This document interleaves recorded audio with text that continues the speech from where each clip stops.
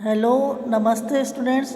आज हम पावलन का शास्त्रीय अनुबंधन सिद्धांत का अध्ययन कर रहे हैं। ये भी ये सीखने के नियम में इसका भी प्रमुख स्थान है। इससे पहले हम थॉर्नडाइक सीखने के अधिगम के नियम का अध्ययन कर चुके हैं। तो थॉर्नडाइक, पावलन, ये सभी इन्होंने पशुओं पर प्रयोग किए थे। पावलन जो थे वह रूस के रहने वाले थे, मतलब वो रूसी निवासी थे और उन्होंने शरीर विज्ञान का अध्ययन किया था और उन्होंने मुख्यतः इन जो व्यवहारवादी थे इन्होंने पशुओं पर अध्ययन किया था। पावलोव ने कुत्ते पर प्रयोग किया था कि एक भोजन को देखकर कुत्ते के मुंह में लार आना और उसको एक घंटी के साथ इन्होंने अनुबंध स्थापित कर दिया था। तो इसका अध्ययन इन्होंने किया था, अनुबंध का अध्ययन किया था इन्होंने। पावलोव जो थे वो रूस के रहने वाले थे और इन्होंने यह प्रयोग 1904 ईस्वी में किया था। 1904 में यह प्रयोग किया था और इनको इसके लिए नोबेल पुरस्कार भी मिला था। तो पावलोव ने एक प्रयोग किया। पावलोव ने क्या, एक लकड़ी का एक उपकरण तैयार कराया। इसके बीच में लकड़ी का एक तख्ता लगा था और इस तख्ते में खिड़की लगी हुई थी जिसके द्वारा कुत्ते के सामने भोजन आ जाता था। और पावलोव ने एक घंटी की भी व्यवस्था की, बेल भी लगाई।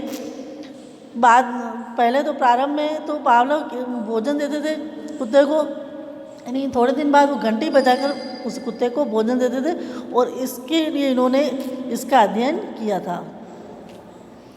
ये हम देख सकते हैं, ये एक्सपेरिमेंट। पावलोव ने लकड़ी का उपकरण तैयार कराया था।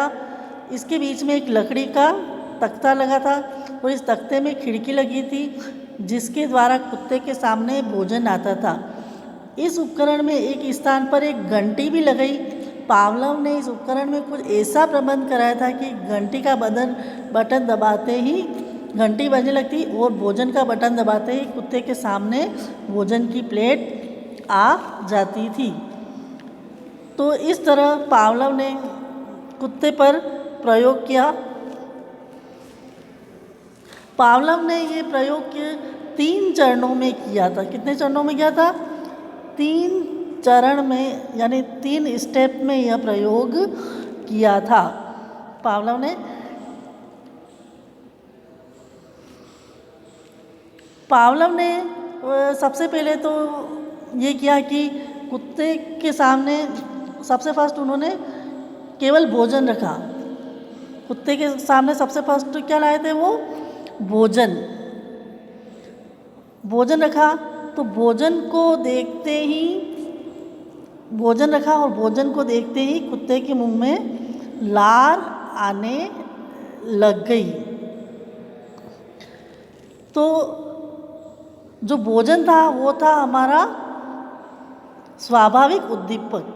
क्या था ये? यूसीएस था। ये भोजन जो स्वाभाविक उद्दीपक तो था भोजन, और लार थी हमारी स्वाभाविक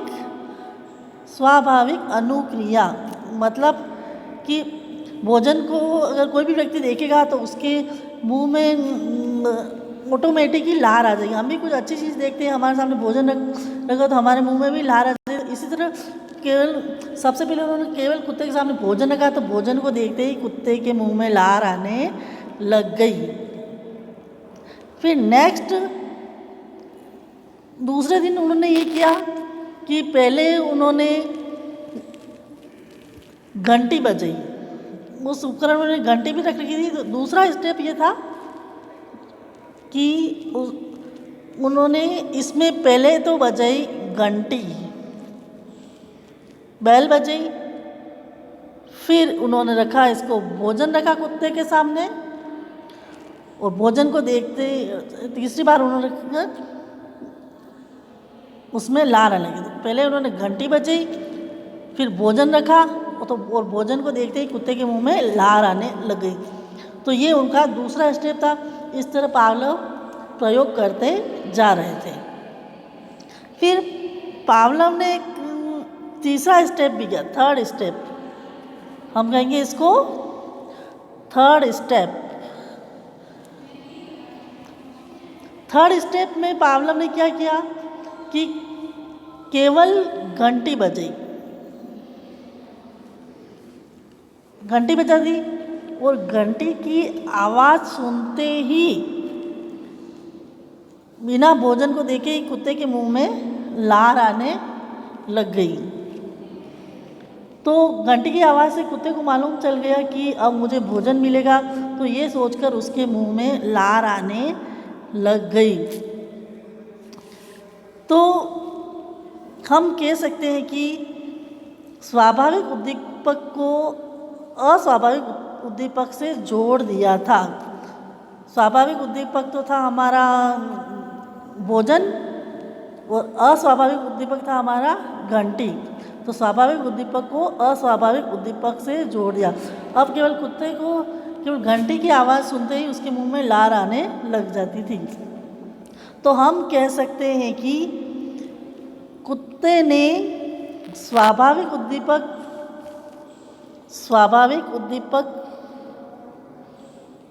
और अस्वाभाविक उद्दीपक में अनुबंध बना लिया था। मतलब उन्होंने कंडीशन रख दी थी कि जैसे ही घंटी बजाएंगे वो कुत्ते के मुंह में लार आने लग जाती थी।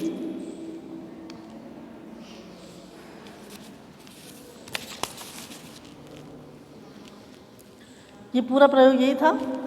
अब कि इस सिद्धांत में शिक्षा में इसका क्या उपयोग है, उद्दीपक अनुक्रिया सिद्धांत का शिक्षा में क्या उपयोग है। हमें बच्चों को कुछ भी सिखाने के लिए ये जो शास्त्रीय अनुबंध है उसका हम शिक्षा में उपयोग देख रहे हैं कि बच्चों को कुछ भी सिखाने के लिए पुनर्बलन की आवश्यकता होती है। यह सिद्धांत किसके पे बल देता है और पुनर्बलन पर यह बल देता है। शिक्षकों को बच्चों को कुछ भी पढ़ाते समय इसका प्रयोग करना चाहिए। मतलब एक शिक्षक को पढ़ाते समय एक्टिविटी करना चाहिए, उसके सामने कुछ कंडीशन रखनी चाहिए, उसको जैसे पुरस्कार दंड आदि रखना चाहिए जिसको देखकर बच्चा सीखेगा। इस विधि से ऐसे विषयों को सरलता से पढ़ा जा सकता है जिसमें बुद्धि, चिंतन एवं तर्क की आवश्यकता नहीं होती है। शास्त्रीय अनुबंधन द्वारा बच्चों को बुरी आदतों से बचाया जा सकता है और अच्छी आदतों का निर्माण किया जा सकता है। और बच्चों का जो भय आदि जो मानसिक रोग होते हैं उसको भी हम इससे दूर कर सकते हैं। शास्त्रीय अनुबंधन द्वारा बच्चों का समाजीकरण भी सरलता से हो सकता है। फिर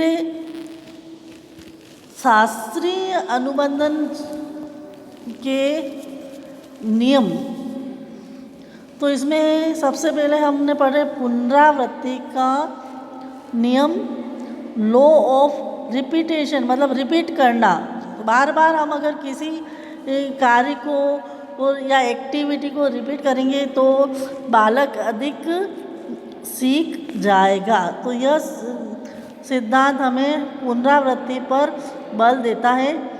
इस नियम की मान्यता यह है कि किसी भी हम एक क्रिया को बार बार करते हैं तो वह हमारी आदत बन जाती है। अगर हमें आदत का निर्माण करना है तो हम उस क्रिया को बार बार करेंगे तो हमारी वह हैबिट बन जाएगी और हमारे पर्सनैलिटी का एक अंग बन जाएगा।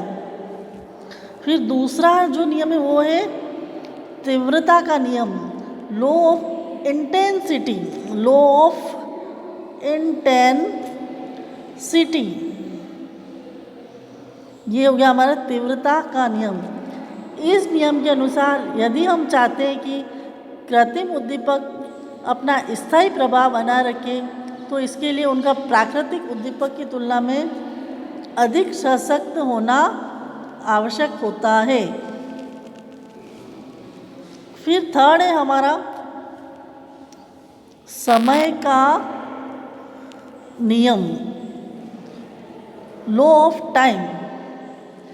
इस नियम के अनुसार सीखने में उत्तेजकों के मध्य समय का अंतराल महत्वपूर्ण कारक होता है। दोनों उद्दीपनों के मध्य समय अंतराल जितना अधिक होता है, उद्दीपनों का प्रभाव भी उतना ही कम होता है। एक आदर्श स्थिति में दोनों उद्दीपनों के लिए लगभग 5 सेकंड का समय सबसे अधिक प्रभावशाली होता है। मतलब हम जो भी अनुबंध स्थापित करें उसमें समय का अंतराल होना बहुत ही जरूरी है। फिर है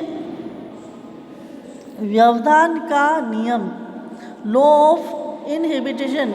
इस नियम के अनुसार अनुबंधन की स्थापना के लिए यह आवश्यक होता है कि उस कक्षा का वातावरण जहाँ प्रयोग किया जाता है वह शांत एवं नियंत्रित होना चाहिए। मतलब हम जो बच्चों को कोई भी पढ़ा रहे हैं, क्लास ले रहे हैं, क्रिया करवा रहे हैं, तो वहाँ का वातावरण अच्छा होना चाहिए, उसमें शोरगुल नहीं होना चाहिए। लास्ट है हमारा एक रूपता का नियम, लॉ ऑफ कंसिस्टेंसी। एक रूपता के नियम के अंतर्गत अनुबंधन की प्रक्रिया उसी स्थिति में मजबूत होती है जब एक ही प्रक्रिया को बार बार बहुत दिनों तक दोहराया जाए, जैसा कि प्रयोग को प्रथम चरण में किया था।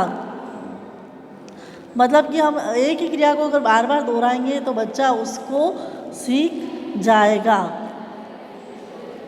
तो आज हमने पावलोव का शास्त्रीय अनुबंधन के सिद्धांत का अध्ययन किया था, जिसका भी शिक्षा में बहुत ही महत्वपूर्ण योगदान है। धन्यवाद।